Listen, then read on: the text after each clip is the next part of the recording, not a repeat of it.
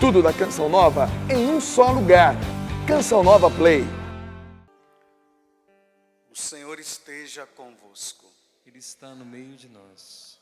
Proclamação do Evangelho de Jesus Cristo, segundo Mateus.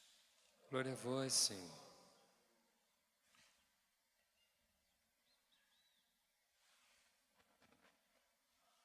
Naquele tempo, partindo Jesus, 2 cegos o seguiram, gritando: Tende piedade de nós, filho de Davi. Quando Jesus entrou em casa, os cegos se aproximaram dele. Então Jesus perguntou-lhes: Vós acreditais que eu posso fazer isso? Eles responderam: Sim, Senhor. Então Jesus tocou nos olhos deles, dizendo: Faça-se conforme a vossa fé. E os olhos deles se abriram. Jesus os advertiu severamente: Tomai cuidado, para que ninguém fique sabendo. Mas eles saíram e espalharam sua fama por toda aquela região. Palavra da salvação. Glória a vós, Senhor.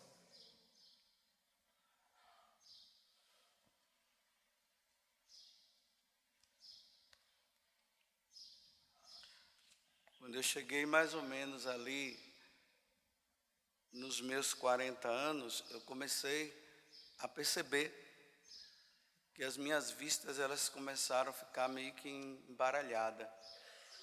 Eu ia ler, aí tinha que ficar, trazia o livro para cá, trazia o livro levava para lá, para tentar focalizar, para eu poder ler.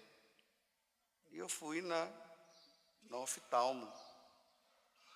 Aí ela disse assim para mim: Padre José Augusto, geralmente quando nós chegamos na idade dos 40 anos, os nossos olhos, as nossas vistas, elas vão se enfraquecendo. Aí nós precisamos usar o óculos. Ela disse que isso é normal. Não significa que a pessoa esteja com problema. É que as vistas estão ficando desgastadas. E de lá para cá, pronto. Tenho que usar óculos, não tem jeito. Para ler, se eu chegar aqui e começar a ler isso aqui, não vou conseguir direito se eu não tiver com os óculos. Claro, as letras aqui são grandes, mas tem tipos de letras que eu não consigo ler. Mas por que eu comecei falando sobre isso? Por causa do Evangelho de hoje e por causa do tempo que nós estamos vivendo. Nós estamos no tempo do advento. É esse tempo de vigilância, é esse tempo de expectativa. Esses dias eu tenho dito o seguinte, que nós vamos sempre ouvir da questão da vinda de Jesus, da vinda de Jesus. Os santos padres, eles dizem que existem 3 vindas de Jesus. A primeira é aquela que nós vamos comemorar no Natal, no dia 25. Toda essa preparação do povo de Israel, aguardando a vinda daquele que viria para nos salvar, para nos indicar o caminho correto, para que nós não nos desviássemos. E o Verbo divino se encarnou, e ele habitou no meio de nós, e São João vai dizer, e nós vimos a sua glória. Essa é a primeira vinda. Ele vem e dá a vida por nós, ele morre. A porta do paraíso que foi fechada, ele vem abrir de novo, não mais a do paraíso terrestre, mas a porta do paraíso do céu, aonde Deus nos aguarda. Deus está nos aguardando. A segunda vinda é essa que ele prometeu. Ele disse: olha, eu estou indo, mas eu vou voltar. Mas ele não vai voltar para ficar morando aqui e reinando aqui. Ele vai voltar para buscar os eleitos, aqueles que estão sendo fiéis, aqueles que foram batizados, aqueles que se encontraram com ele e está querendo levar uma vida de fidelidade, porque ama ele de todo o coração, com toda a força e com toda a alma, com todo o ser. E nesse amor é um amor tão grande que há um desejo de ficar com ele. E por isso se luta contra o pecado de toda forma. Aí quando ele chegar e encontrar essas pessoas nessa vigilância e nessa fidelidade, ele não vai fazer outra coisa senão levá-lo para estar com ele lá no céu. Essa é a segunda vinda, que às vezes nós ouvimos muito e nós até ficamos aí esperando, né? Vem Senhor Jesus, só que a gente não sabe o dia nem a hora. Ele disse que poderá ser um dia, pode ser hoje, pode ser amanhã. Muitos já desanimaram porque ele ainda não chegou, então estão voltando a uma vida errada de novo. E esses que estão levando essa vida errada, porque ele ainda não chegou, significa que não o espera por amor. Espera apenas para se salvar só. E tem essa que São Bernardo vai dizer, de Claraval, que é a intermediária entre a primeira vinda e o retorno dele que nós aguardamos. Ele vem todos os dias. E todos os dias ele está levando. Muitos estão indo ao encontro dele. Ele tem vindo buscar. Aí nesse grupo tem os preparados e os que não estão preparados. E essa vinda dele, que vem diariamente, ele tem pego muita gente de surpresa. Não estão vigiando, não estão levando uma vida com ele, não quer saber dele, está relaxado. Vive uma vida de relaxado. E se nós olharmos o mundo de hoje, a impressão que dá, que nós que pelo menos estamos lutando para sermos melhores, a impressão que dá é que muitos não estão conseguindo ir para ficar com ele.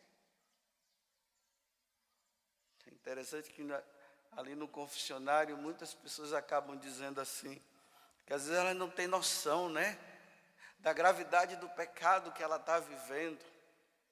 Aí, quando nós sacerdotes falamos, elas dizem, padre, então a coisa está feia, então está todo mundo. Eu disse, não, todo mundo não, que você, a partir de hoje, mude para não ser todo mundo. Porque às vezes essa questão de que todo mundo está assim, aí está dizendo, então não tem jeito? Tem, mude você. Mudemos de vida. E o maior estrago que Satanás fez, que começou lá com Adão e Eva no paraíso, foi fazer com que nós ficássemos cegos. Ficamos cegos. Não conseguimos enxergar Deus. E não enxergando Deus, nós não conseguimos enxergar as coisas de Deus. Por exemplo, né, um exemplo bem claro. Para nós, cristãos, isso aqui é uma mesa, é um altar. Isso aqui está claro para nós. Qualquer cristão que tenha o mínimo de doutrina católica, ao entrar numa igreja, ele vê aqui um altar. Mas aquele que não quer saber de Deus, que não enxerga, se você perguntar para ele, vai dizer, é uma mesa de pedra. Que hora vai ser o almoço? Não enxerga. Foi isso que Satanás fez. Ele fez com que nós não enxergássemos que aqui é um altar. Ele tem feito com que nós enxerguemos que seja uma mesa. E ele está trabalhando muito bem, viu? Porque nas faculdades, nas escolas, eles estão fazendo isso. Os professores estão virando catedráticos em ensinar os alunos a entenderem e a enxergarem a não existência de Deus. E vocês, mães e pais, vocês podem perceber, seus filhos, quando vão para a faculdade, de repente eles param, não querem mais saber de Deus. É doutrinação que eles estão recebendo. Estão ficando cegos. Enquanto eles não tiverem a iniciativa de gritarem como esses dois cegos: tem piedade de nós, Jesus. Ele está falando do filho de Davi, mas aqui já quero mudar. Tem piedade de nós, Jesus. Eu não consigo enxergar. Eu não consigo enxergar o que minha mãe enxerga. Eu não consigo enxergar o que o meu pai enxerga. Eu não consigo enxergar o que o meu esposo enxerga. Eu não consigo enxergar o que a minha esposa enxerga. Eu não consigo enxergar o que os meus filhos enxergam. E me desculpe até dizer assim, né? Tem até padres que já não estão enxergando mais, freiras também. Existem católicos que já não estão enxergando mais. Enxergaram num tempo e não enxergam mais. E por não enxergarem, estão ensinando errado. E as pessoas não conseguem enxergar por causa disso. Esse é o trabalho de Satanás. Ele não quer que você enxergue. E por você não querer enxergar, você não vai enxergar, porque você não quer. Se a iniciativa não for essa, de ir ao encontro e dizer: Senhor, eu quero enxergar, não irá enxergar. Eis que estou à porta e bato, se abrirdes eu entro. Mas se você não abrir, eu não vou entrar.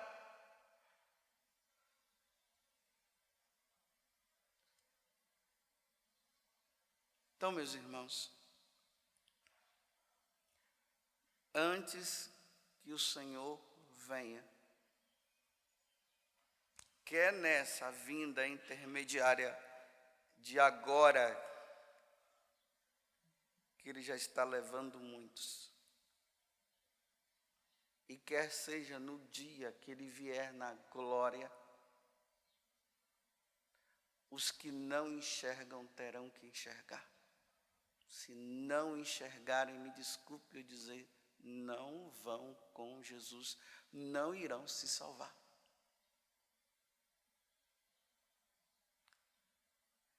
Provavelmente esses cegos estão na sua casa. Não querem. Claro que eu não estou convidando você a ficar em desespero, né? Eu não estou dizendo isso, porque nós precisamos também ter a esperança, e esse tempo é tempo de esperança. Mas também nós não podemos ficar também tão tranquilos, porque as notícias estão chegando, fulano de tal morreu, fulano de tal morreu. O problema, eu vou sempre falar isso, a questão não é fulano de tal morreu, a questão é ele morreu cego.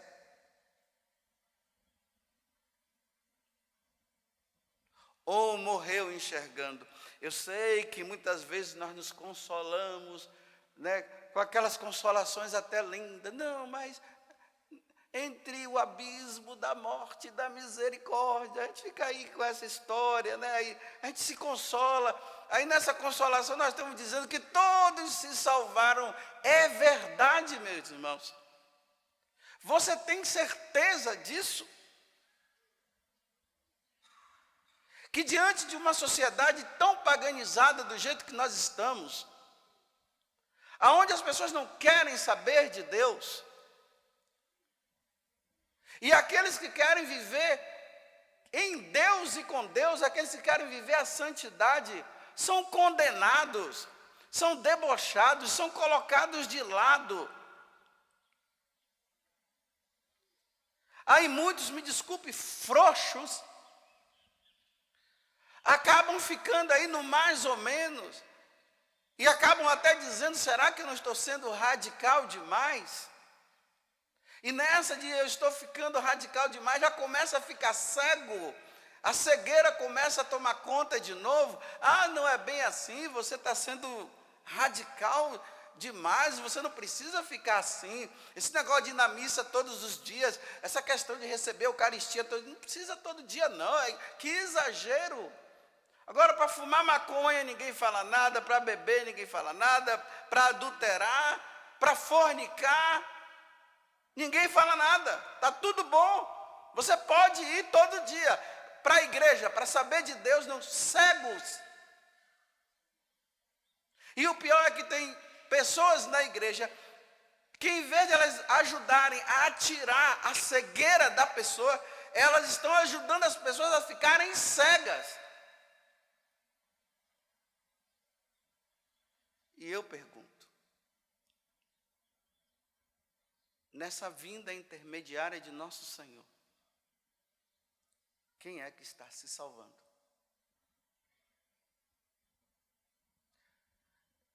Vou falar de novo, né?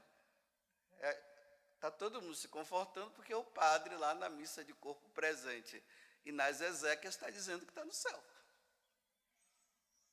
Aí está todo mundo consolado.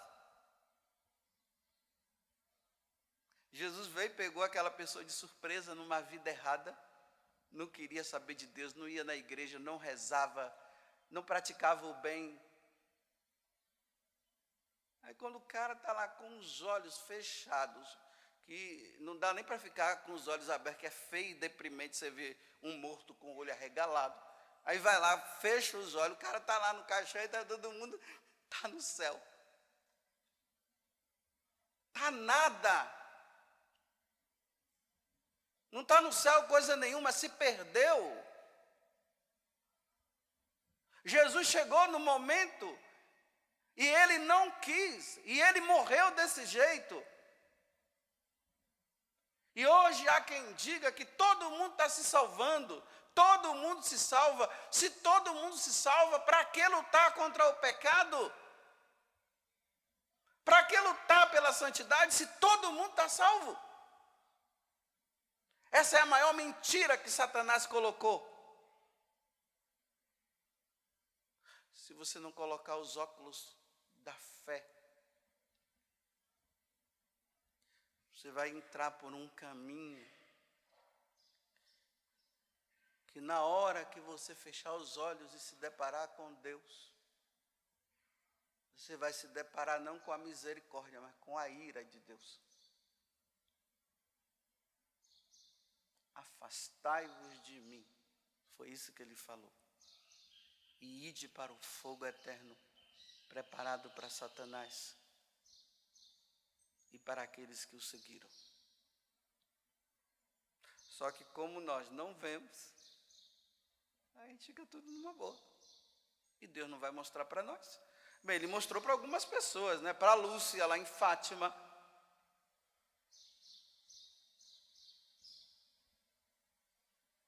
ele mostrou para a Santa Verônica Giuliani. Eu acho que o Padre Pio também deve ter visto. Selecionou algumas pessoas para ver. Agora vejam essas pessoas que viram, vejam como é que elas viveram. Se elas viveram uma vida de qualquer jeito, e não somente viviam de qualquer jeito, como vivia pedindo a Deus, com penitência, com jejum e muitas outras coisas, pedir a Deus a conversão da humanidade. Porque quando elas enxergaram o inferno, elas viram que a coisa era muito feia, era deprimente. Agora me mostre uma pessoa, um santo, que vivia uma vida relaxada. Mas nós agora não.